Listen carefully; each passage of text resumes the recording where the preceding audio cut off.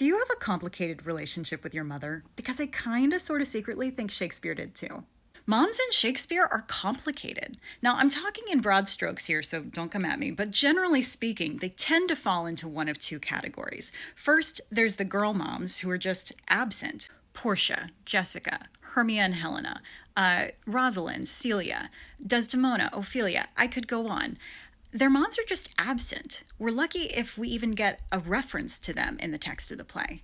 And then we have the politically driven, manipulative boy moms who may or may not be good mothers, but they're questionable human beings, and that kind of overshadows their skills at motherhood.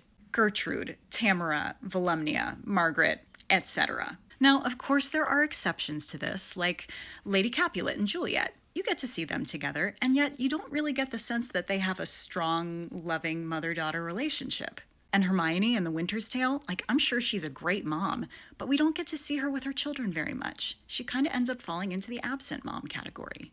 Even trying to come up with a passage to share with you all today. Now, don't get me wrong, there are some beautiful passages in Shakespeare about motherhood. For example, Constance in King John or Margaret, but they're mostly about grief, the grief of losing a child. It's much easier for me to come up with examples like this one from Richard III, where Richard III's mother says to him that she wishes she had strangled him in her womb. Or this one from Coriolanus, where Volumnia says if she had a dozen sons, she would rather that 11 of them were killed in combat than that one of them would not go to war and get lazy. Or, of course, the classic lines from Lady Macbeth, where she says that if she had a child, she would bash its brains in while she was nursing it if she had to. Not exactly Mother of the Year material. If I had to choose the best moms in Shakespeare, I'd actually go with the adoptive moms, the nurse to Juliet in Romeo and Juliet, and the countess to Helena in All's Well That Ends Well.